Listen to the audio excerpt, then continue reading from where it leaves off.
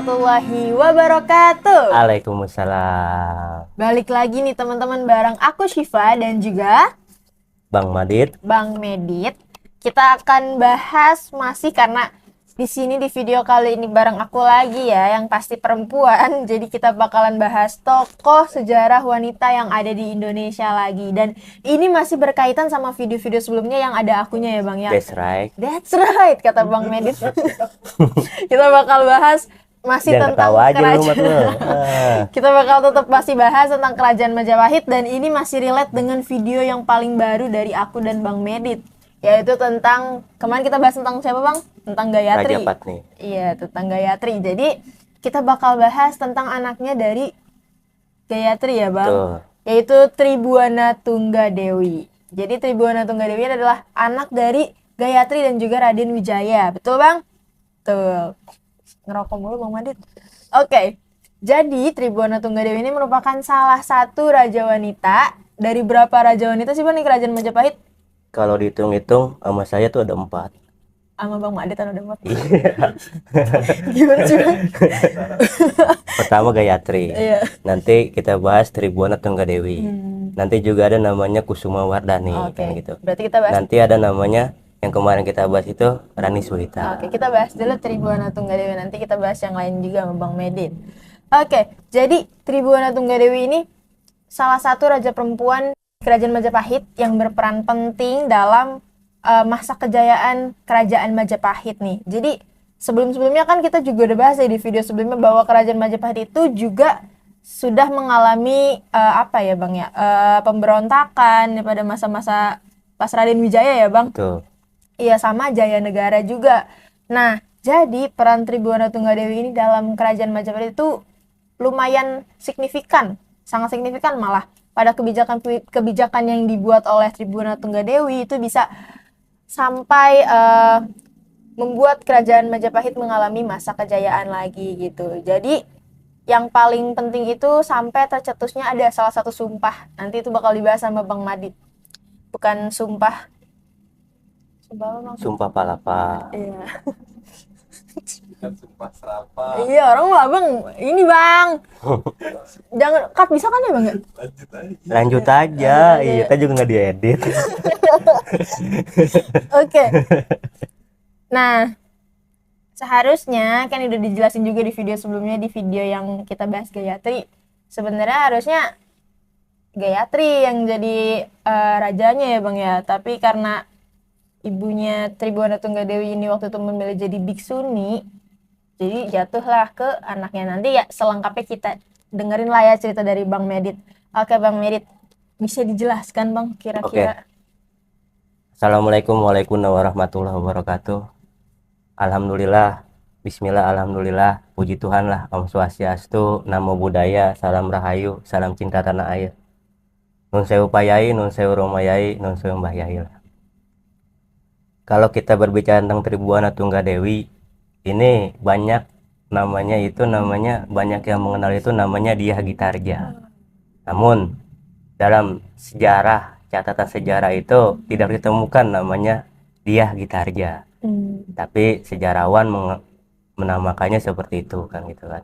Namun nama kecilnya siapa ya kan? Nama kecilnya ini kalau kita berbicara tentang prasasti, di Prasasti Geneng 2 itu nama kecilnya itu adalah Dyah Tia kan gitu kan. Nah, para Raton sendiri menyebutnya siapa? Para Raton sendiri itu menyebutnya Bre Kahuripan kan gitu. Nah, negara Kertagama, kakawin negara Kertagama ini menyebutnya siapa? Tribuana kan gitu. Nah, nama abisekanya itu atau gelar titulernya itu adalah siapa ya kan? Tribuana Tunggadewi kan gitu kan. Jaya Wisnu Wardani kan gitu. Nah, ini keren karena kenapa ini keren? Kenapa tuh Bang? Kalau kita bilang silsilahnya, kita udah tahu kemarin kita bahas tentang siapa namanya Gayatri. Gayatri Rajapatni atau Gayatri Kurama Rajasa kan gitu kan. Nah, ini ia lahir dari Gayatri dan Raden Wijaya kan gitu kan. Nah, sama-sama dengan keturunan Singosari kan gitu kan. Nah, kenapa kalau kita bilang ibarat kata Singosari ini penting? Karena itu ketika kita berbicara tentang Raden Wijaya, kita berbicara tentang Raden Wijaya itu adalah masa di mana baru didirikannya Majapahit kan gitu kan. Nah, kita berbicara tentang Ratu Gayatri kan gitu kan, Raja Patni, itu kita berbicara tentang bagaimana ia di saat umur mudanya pada saat itu, ya kan, dengan apa namanya bala tentara daripada kerajaan Gelang-Gelang itu ibarat kata menyerang daripada kerajaan Singosari pada saat itu, rajanya Kertanegara kan gitu kan. Dan dia kemarin kita ceritakan apa namanya, ia mengganti nama dengan Ratna Sutawan si eh, Raja Patni ini kan gitu. Nah, ini mulailah di zamannya Tribuana ini apa, ya kan, perluasan wilayah atau pertumbuhan wilayah. Kalau kita ngomong pertumbuhan seperti saya kan gitu kan. Betul bang. Kan kalau MCU kemarin ya kan, kalau di tempat kerjaan saya tuh ada MCU ya kan. Iya. Nah, kebetulan pada saat itu di poliklinik ya kan, Mas, kok giginya ompong Mas? Saya bilang ya kan, ini masa pertumbuhan kan. Gitu ya kan. Nah, ini masalahnya ibarat kata itu. Nah, Raja Patni ini punya anak namanya tadi kita bilang siapa? Siapa? Tribuana Tunggadewi atau Dyah Gitarja atau Dyah Tia. Dan juga punya adik namanya Dyah Wiyat kan gitu kan. Dia punya kakak tiri namanya Jaya Negara kan gitu. Nah, disinilah ketika itu ada namanya sayembara. Ketika Jaya Negara pemberontakan daripada Ratanca pada saat itu, karena ibarat kata itu Jaya Negara ini disebut adalah Moktaring Panggulingan, ada wafat di tempat tidur. Nah, ini kemarin kita ceritakan Gayatri mengambil alih 1328 pada saat itu kan gitu. Nah, disinilah kalau boleh dibilang adanya sayembara untuk menikahkan namanya Tribuana Tunggadewi dan Dyah Wiyat. Nah, kebetulan Tribuana Tunggadewi ini dinikahkan oleh siapa? Raden Cakradara atau disebut juga Raden Kertawardhana kan gitu kan. Nah, dia anak dari siapa? Masih keturunan daripada Wisnuwardhana atau dia anak daripada Cakra Iswari kan gitu, masih keturunan daripada Singosari kan itu kan. Nah, nanti dia punya anak namanya siapa? Yaitu ya Hayam Wuruk dan Dyah Mitarja kan gitu kan. Nah, perannya Gayatri ini, perannya Tribuana Tunggadewi ini ketika itu adalah peran daripada Gayatri yang kita telah ceritakan kan gitu kan. Nah, Gayatri Raja Patni ini 1328 ia memerintah karena ibarat kata pergolakan yang sangat besar untuk merebutkan pada tahta. Ia takut akan nanti sama pemberontakan itu akan terjadi seperti pemberontakan Rakuti pada saat di Jaya Negara pada saat itu.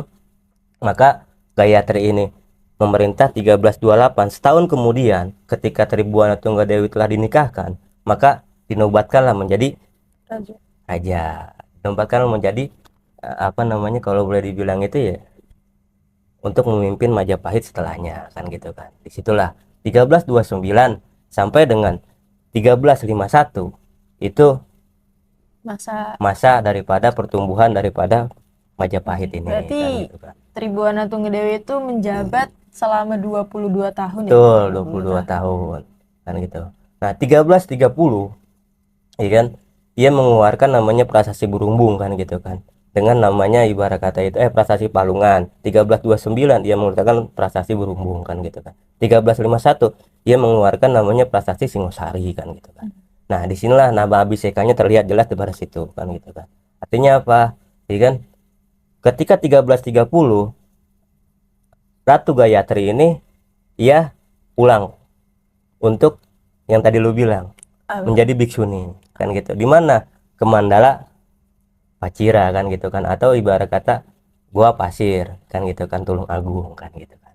Di situ. Maka 1331 mulai ada nih namanya ini pemberontakan karena ia tahu bukan lagi namanya Gayatri yang menjabat sebagai raja kan gitu kan, diberikan kepada Tribuana Tunggadewi kan gitu.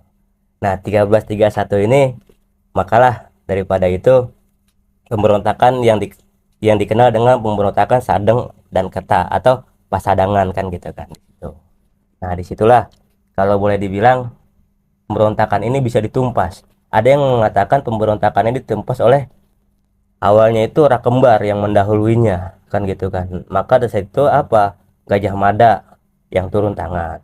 Ada yang bilang juga Tribuana Tunggadewi lah sendiri yang Yang turun tangan. turun tangan, karena di situ ada namanya raja yang sakti pada saat itu namanya Wirogati kan gitu kan di situ.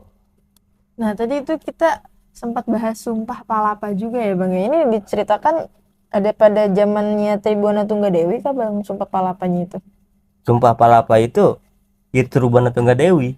Karena kenapa? Kalau kita lihat peran Gajah Mada, ini yang unik. Nanti kita ceritakan Gajah Mada sendiri kan Nanti ada gitu kan. videonya sendiri berarti ya Bang. Gajah Mada ini keren. Kenapa? Karena keren. Karena dia itu adalah sapu lidinya Majapahit. Wah, kenapa sapu lidi tuh Bang? Karena nanti ketika ia Jaya Negara ya Rakuti ini ingin melakukan pemberontakan, dan ketika itu Gajah Mada ini dipanggil oleh, karena pada saat itu Gajah Mada masih prajurit bekel atau kepala daripada kesatuan daripada Bayangkara, pada saat itu dipanggil nih ke mana, ke tempatnya namanya Gayatri kan gitu. Dia nggak tahu ini siapa ini, ya kan, seorang wanita kan gitu kan, dan juga satu lagi seorang seusianya, yang satu ibarat kata itu adalah rakembar kan gitu kan. Maka pada saat itu apa yang dikatakan Gayatri saat itu tidak ngomong, ya kan gitu, cuman dikasih sapu lidi aja. Oh, Nah gitu. itu nanti kita akan bicarakan pada saat itu. Oke, kan gitu nanti kan. berarti ada di Gitu. video yang bahas tentang Gajah Mada ya Bang. Gajah Nanti Mada. bakalan dibahas sama Bang Medit di situ. Itu di situ. Oke. Terus Bang, Fajrul penasaran sih Bang, tadi kan katanya Tribuana Tunggadewi itu diangkat jadi raja pas udah nikah ya Bang ya? Kan otomatis dia berarti punya suami ya Bang? Betul. Kenapa nggak suaminya Bang yang dijadiin raja Bang? Kenapa Tribuana Tunggadewi? Apakah karena dia keturunan Raden Wijaya atau gimana? Karena begini, sepengetahuan saya kan gitu, kita telah bicara di namanya itu raja-raja Majapahit kan gitu kan, mengatur namanya konsep namanya kosmogoni kan gitu kan. Kosmogoni ini ibarat kata itu adalah perwujudan daripada Gunung Indra kan gitu kan. Dia memang harus Dari garis turun keturunan. temurun dari garis keturunannya itu. Nah, suaminya ini ditempatkan di mana? Jadi negara bawahan atau raja namanya Bre Tumapel kan gitu kan. Nah, kalau kita berbicara tentang konsep kosmogoni ini kan kita selalu bicarakan kan ada namanya Lokala, Mandala atau 8 namanya raja bawahan pada saat itu kan gitu kan, di zamannya Tribuana Tunggadewi kan gitu kan di situ. Nah, raja bawahan itu dia tugasnya ngapain Bang? Sama Sama kayak raja. itu. Iya, ibarat kata itu ya namanya Majapahit kan harus mempunyai bawahan-bawahan yang untuk mengatur urusan-urusannya sendiri kan Iya. gitu kan. Situ. Nah, kalau kita berbicara tentang Sumpah Palapa pada saat itu 1334, ya kan, Gajah Mada pada saat itu diangkat menjadi Patih Amangkubumi kan gitu kan, atau patihnya Majapahit, masa-masa keemasannya. Itu apa yang dikatakan pada saat itu? Gajah Mada itu mengatakan apa? Lamun huus kalah Nusantara, ingsun amukti palapa. Lamun kalah ring gurun, ring seran, Tanjung Pura, ring Haru, ring Pahang, Dompo, ring Bali, Sunda, Palembang, Tumasik, Saman, ingsun amukti palapa. Kan gitu kan. Nah, artinya apa? Kalau sudah kalah seluruh Nusantara, saya akan menikmati palapa. Saya akan menikmati keduniaan lah. Saya akan menikmati makan makanan enak. Palapa kan tuh gitu artinya keduniaan. Ya, seperti itulah. Ada yang bilang ibarat kata palapa itu duniawi, ada yang bilang ibarat kata menikmati kemewahan dunia dan lain sebagainya kan gitu kan. Pokoknya intinya daripada itu apa? Ya kan, Gajah Mada ini sebelum proses penyatuan Nusantara atau gagasan Nusantara kedua ini, ya dia tidak mau hidup enak, bahkan mohon maaf, ya kan, menikah aja dia nggak mau. Karena ibarat kata itu adalah keduniawian. Itu ada yang bilang seperti itu. Nanti kita bahas Itu tentang Gajah Mada di video selanjutnya. Kita Tuh. di sini bahas Tribuana Tunggadewi Di situ. dulu. Oke. Kira-kira Bang, berarti tadi kan pas zamannya Tribuana Tunggadewi itu salah satu apa ya, keunggulannya ya Bang ya. Kelebihannya pada zaman Tribuana Tunggadewi itu peluasan wilayah ya Bang. Ibarat kata pertumbuhan wilayah lah. Mulai ibarat kata mengembangkan sayap-sayapnya Majapahit. Berarti Situ. dia nggak di Pulau Jawa doang atau? Ini ada yang bilang Profesor Hasan Japar atau Mang Hasan ini mengembangkan apa? Ya kan, negara kerajaan Majapahit itu omong kosong. Omong kosong kenapa? Karena Omong kosong? kenapa? Ya kan? Karena itu dia hanya menguasai Jawa Tengah dan Jawa Timur, Oh, ya kan gitu. gitu kan. Agaknya keliru kan gitu kan. Karena dari sejarawan ada yang mengatakan, Mm-mm. ya kan, itu dalam Kakawin Negara Kertagama Wirama 15-nya disebutkan itu bahwa meliputi hampir seluruh wilayah Nusantara. Dan namanya itu ada namanya Mitreka Satata atau ibarat kata Mitra Satata. Itu adalah negara sahabat. Nah, inilah yang dikatakan Profesor Hasan Japar ini, semua itu selain daripada Jawa Tengah dan Jawa Timur Timur. ini adalah Mitra Satata atau Mitreka Satata. Apa itu? Itu ibarat kata negara-negara sahabat yang tidak mewajibkan memberikan upeti pada Oh, pada Majapahit. Majapahit. Ini kalau boleh dibilang apa yang dikemukakan oleh Profesor Hasan itu ada benarnya. Karena kenapa? Ya kan? Karena apa namanya? Mitreka Satata ini, Profesor Hasan Japar ini, karena tidak ada namanya prasasti atau wilayah perdikan Sima kan gitu kan, atau dan lain-lain sebagainya. Namun Profesor atau Mang Hasan ini keliru. Karena kenapa? Ya kan, kita lihat di zaman Tribuana Tunggadewi itu jika penaklukan Bali kan Iya. gitu kan, bahkan Aditya Warman 1347 itu untuk menaklukkan daerah-daerah yang ibarat kata Sriwijaya atau Suwarna Bumi atau Sumatera kan gitu kan. Nah, disinilah ya kan, maka kita dan Majapahit itu nantinya itu sampai ke Singapura atau Tumasik lah kalau zaman kerajaan Majapahit seperti itu. Ada namanya juga Siam, Dharmanagari, itu daerah dari mana? Thailand kan gitu kan, Kamboja, ya kan, dan masih banyak lagi pada saat itu. Bahkan di Vietnam Selatan kan gitu kan, Kampa kan gitu kan. Itulah ibarat kata itu yang disebut Mitraka Satata ya di situ. Dan selain daripada itu ya negara-negara bawahan daripada Majapahit, karena di Waringin Pitu pun Manggala Wardani itu disebutkan adalah daripada Tanjung Pura. Tanjung Pura itu di Kalimantan. Berarti Itu sebenarnya tuh kerajaan Majapahit itu sebenarnya besar. besar ya Bang, nggak cuma di Pulau Jawa aja ternyata. Nggak cuman omong kosong lah ibaratkan Nggak seperti kayak itu. yang disebutkan. Yang saya sebutkan seperti Profesor yang saya sebutkan tadi, Iya, Hasan Hasan Japar. Tuh. Jadi sebenarnya kerajaan Majapahit itu luas teman-teman, gak cuma di Pulau Jawa aja, tapi tadi kata Bang Medit sampai ke Sumatera, ke Bali ya Bang, semuanya juga kena wilayahnya. Jadi Bahkan emang Vietnam, iya, bahkan sampai Singapura, luar negara juga ya Bang ya. itulah. Luar negeri, luar Indonesia maksudnya. Nah, wafatnya Tribuana Tunggadewi ini, ya kan, itu ada yang bilang itu, iya kan, di saat Ratu Gayatri atau Raja Patni yang pernah kita ceritakan dicandikan di Boyolango itu kan 1350 dia wafat. Iya. Nah, sementara 1351 itu Tribuana Tunggadewi ini masih mengeluarkan prasasti kan gitu kan. Maka saya menduga itu 1351 adalah penyerahan tahta kepada Hayam Wuruk putranya kan gitu kan. Di situ kan gitu. Nah, 1371 itu antara 1371 atau 1372 itu pengangkatan Gajah Engon kan gitu kan. Maka negara Kertagama itu menuliskan itu apa? Ketika itu wafatlah, ketika pengangkatan Gajah Engon menggantikan Gajah Mada itu wafatlah namanya Tribuana Tunggadewi kan gitu. Di mana dimakamkannya di Candi Patapura atau Desa Tinggi atau dan sebagian lagi di Candi Rimbi kan gitu kan di Mojokerto. Itu di situ.